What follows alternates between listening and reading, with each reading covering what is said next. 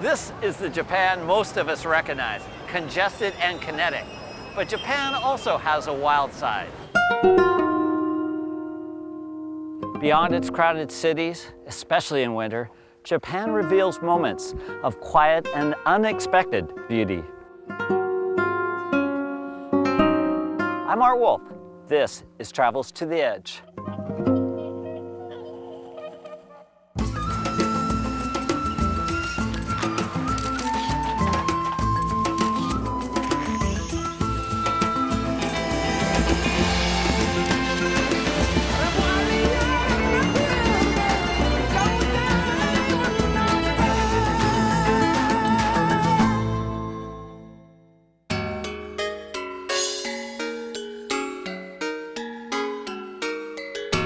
Japan is a chain of islands that lies to the east of the Korean peninsula in the North Pacific. We're visiting mountainous Honshu, the country's largest island, and rugged, sparsely populated 홋카이do to the north.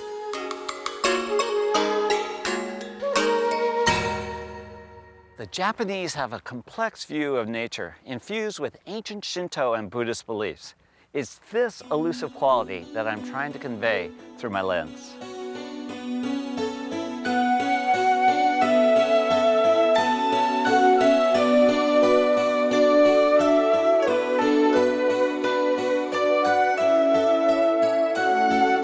Joining me is Lucy Kraft, a journalist who has worked on conservation issues in Japan for nearly a decade. Lucy, it's gorgeous up here. Isn't it wonderful? I mean, this is one of the best kept secrets about Japan, Art. I mean, we always think of Japan as being cities, of being, Tokyo, this huge metropolis, but in fact, most of the country is mountainous. This is what really gave the Japanese the sense that there were gods up here, and they built lots of shrines to worship these gods. Lucy, I'm sure that the other times of the year are really beautiful, but for my taste, coming here in the winter, it looks like a giant etching. The Japanese have a very interesting way of how they perceive beauty. Their sense of beauty is always tinged with a little bit of sadness, a little bit of loneliness. That's what they find most appealing. A good example of that would be a snowflake.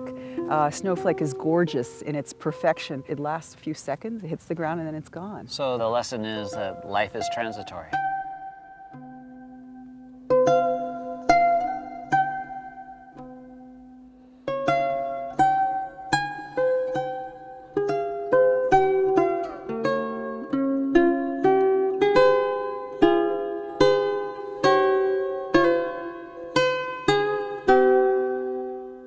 Koyasan was started as a religious place about 1,200 years ago. This is really where the gods of Shinto and Buddhism were thought to reside. People have been coming here on pilgrimages for over 1,000 years. Can you explain to me the difference between Buddhism and Shintoism? Shinto is the native religion of Japan. It's an animist religion. Everything, a tree or a rock or a bridge or anything could be a god in the Shinto religion. Buddhism was brought over from India by way of China. They sort of made it their own, and they put the two of them together. It's a very flexible way of approaching religion. They sort of believe in two at the same time.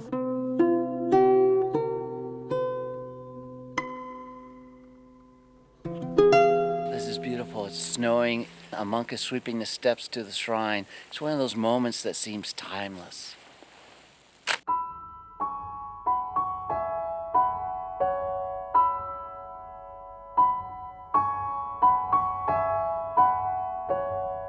Right now, this Buddhist monk is walking towards me in the blowing snow. Just a beautiful, quiet scene.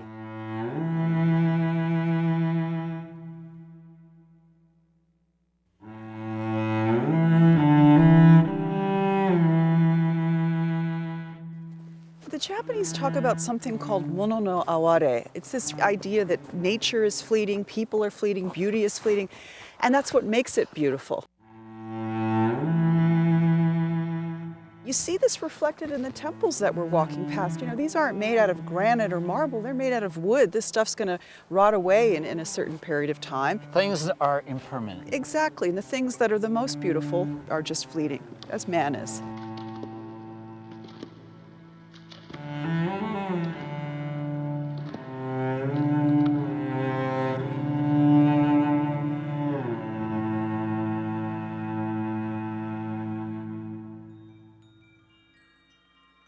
These monks are taking purified rice to the Buddhist temple.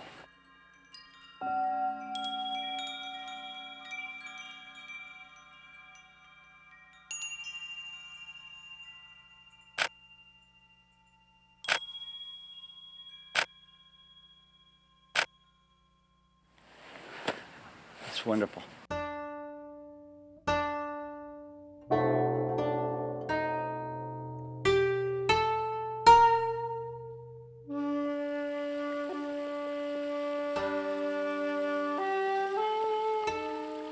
These moments of quiet solitude and seeing tradition are ones that I'll take back to Seattle, and I'll just remember this moment. It's so peaceful.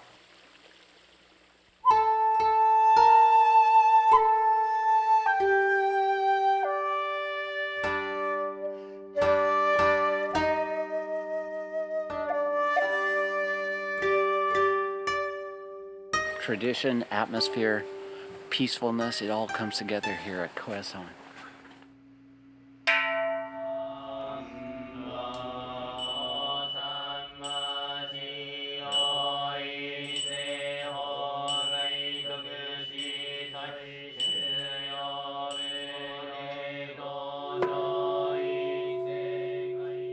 Where are you? Ah, yes, that's you. That's beautiful. Thank you. You two live in a beautiful place. Oh, my best one. The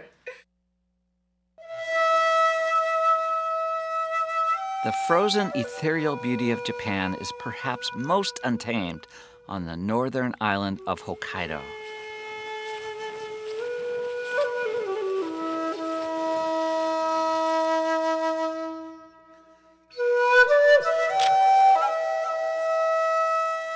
It is freezing here in Hokkaido. It's 0 degrees Fahrenheit. I've come up a volcano to photograph a crater lake. This is Mashu Lake. I've been distracted by these beautiful dead birch trees that are right on the volcano's edge, and they're catching the first light of the rising sun. These trees are very, very expressive. They almost look like dancers, frozen in place with their limbs out there stretched, contorted, and suddenly my main subject becomes secondary to these beautiful trees. What I'm trying to do is take the Japanese aesthetic of simplicity and serenity and make it come alive in my photos.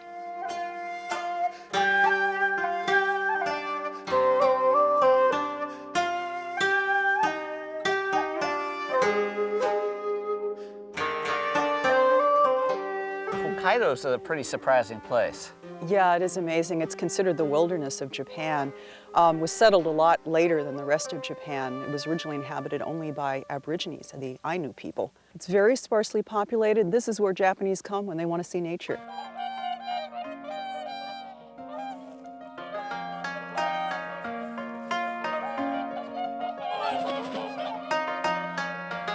I've got this entire lake to myself. That is myself and about 150 whooper swans.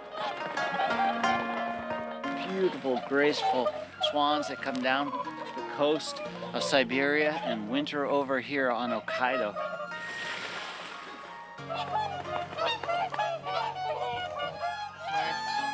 Occasionally these birds sit up on their haunches and just flap their wings to just stretch like humans would. It's a beautiful sight.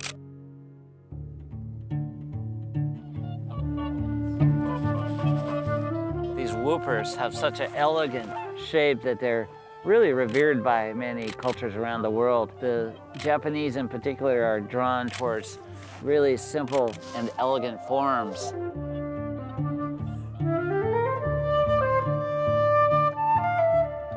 Just a very, very different shot of a whooper with their long necks tucked in to their feathers. Beautiful.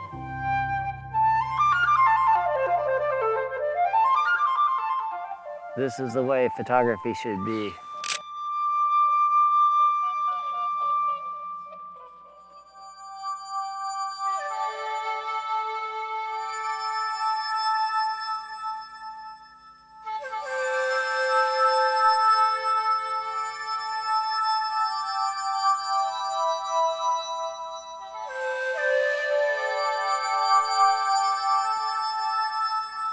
This is a vast wetland. It's actually as big as central Tokyo. This is the type of habitat that the red-crowned crane actually The prefers. famous red-crowned crane that used to migrate all over Japan now is confined to this area.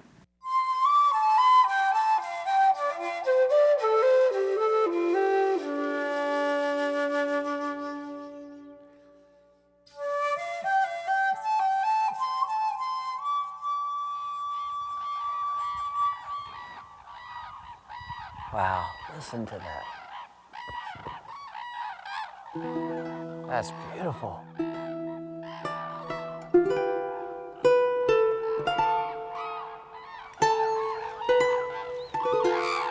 The crane is actually almost like the unofficial national bird of Japan. It's inspired so much poetry, so much literature, so much beautiful art.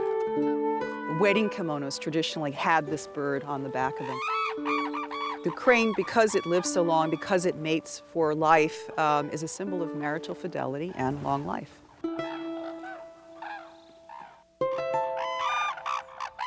What I love about these birds are just the dance, the graceful dances, and the wings go up, and they just seem to interact so beautifully.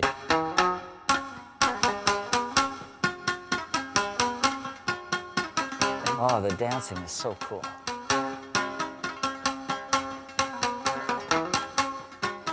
These birds are really performing for us. Look at that one dancing.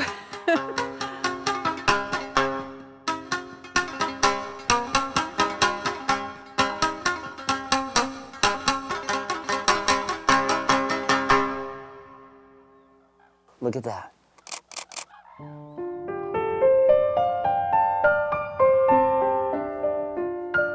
That is so beautiful.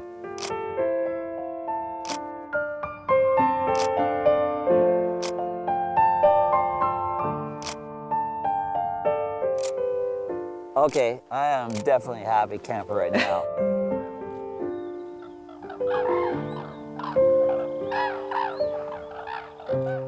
They are so beautiful when they spread out those wings and just go straight up in the air. Just like artwork.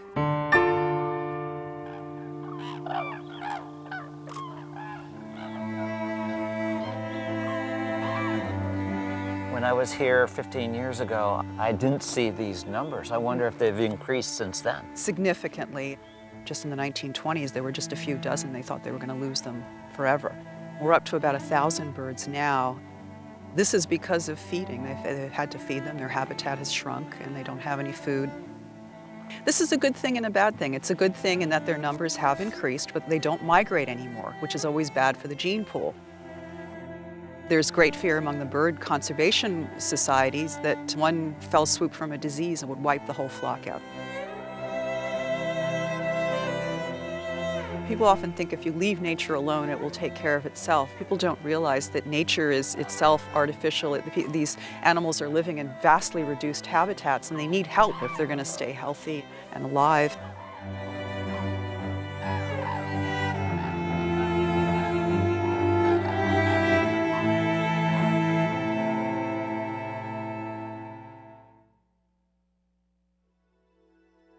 Back on the island of Honshu, one mountain is iconic. Fuji is Japan's most famous landmark. The Japanese love Fuji.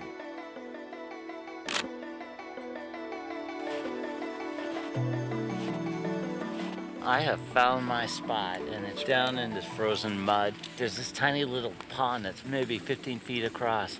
And in this pond, when the wind dies down, I can get a really nice reflection.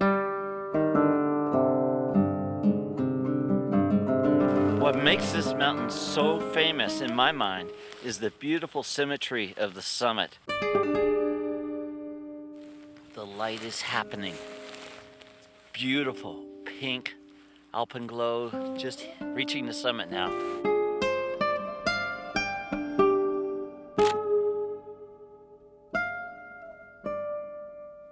On a sublimely beautiful morning like this, you can really understand why the Japanese love Fuji-san.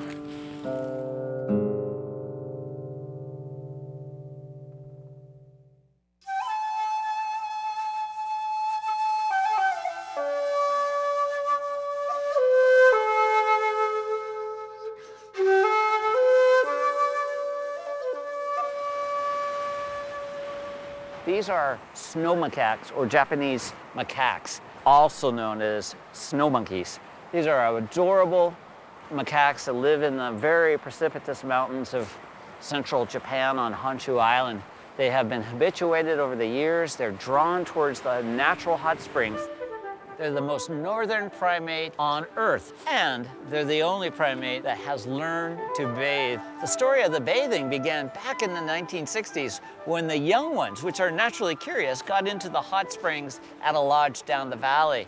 So many monkeys were coming into the lodge, it got to the point that the lodge put in this hot spring up the valley so that these monkeys would have their own hot spring. This little monkey is so adorable and it's so curious. Oh, no. Oh, he's got a rock in his mouth. Oh, that's too cute. Oh, baby. Ah, he even makes sound. It's like a squeeze toy. His eyes are so clear and his little hands are so amazing. Oh, this is a nice shot.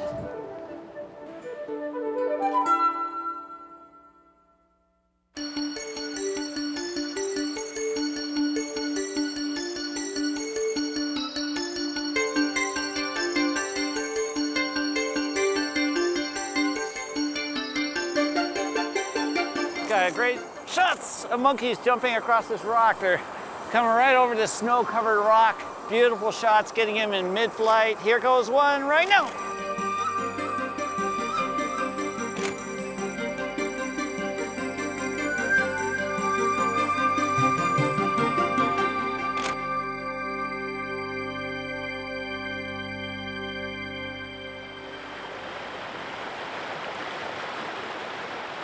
I got 3 snow macaques right on the edge of this mountain stream. Just a conglomeration of fur and pink little faces. It's really adorable. It's how they survive in this very harsh environment, is the ability to stay close together for warmth and security, just as tight as 3 animals could possibly be. This is why I travel so much. Moments of intimacy like this really reward me.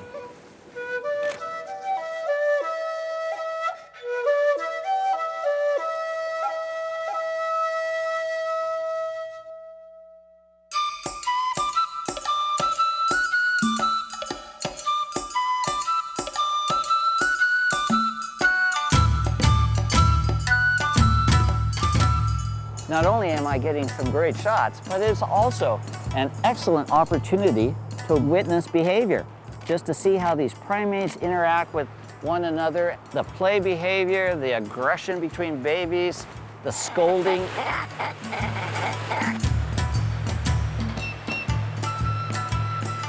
These are undoubtedly the cleanest monkeys in the world.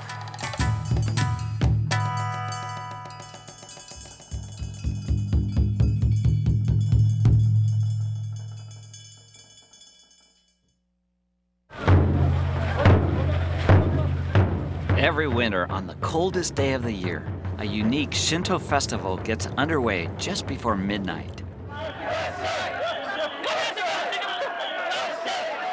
We are in the middle of one of the oldest shrines in Japan, in Okayama. This is one of the most important evenings of the year. It's the Naked Man Festival. Before the end of the evening, over 9,000 men will vie for 2 wooden amulets called shingi. And if they get that amulet, they will have good luck for the rest of the year. These men are shouting, "Wachoi, wachoi," wonderful, wonderful. Now it's starting to get interesting as hundreds of men start circling through and taking a purifying bath. They're cold, they're wet, they're drunk. This tradition goes back 500 years, and in modern Japan, it's really exciting to see traditional ways being celebrated on such a massive scale. Talk about a sea of humanity. It literally looks like a sea of ebbing and flowing as these people keep pushing each other. All you can see is heads and arms and torsos interlocked and swaying back and forth. This is chaos. Look at them fall. Now it happens. This is amazing.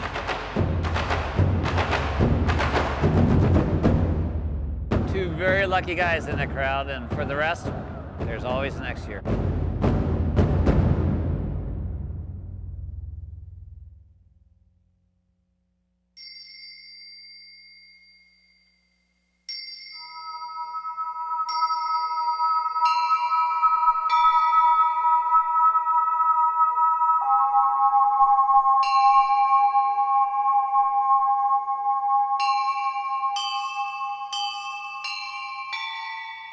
The shrine known as Kasuga Taisha is one of the most revered in all of Japan, with over 3,000 lanterns on the grounds. The lighting of the lanterns is a 900-year-old tradition that marks the transition from winter into spring.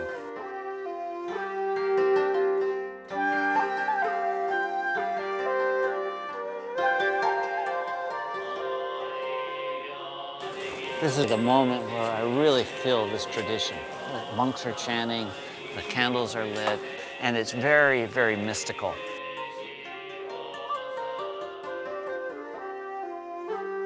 I love the textures, the feeling, the ambiance, the mysticism of these temples. The ancient traditions are everywhere you look. It just is magical for me.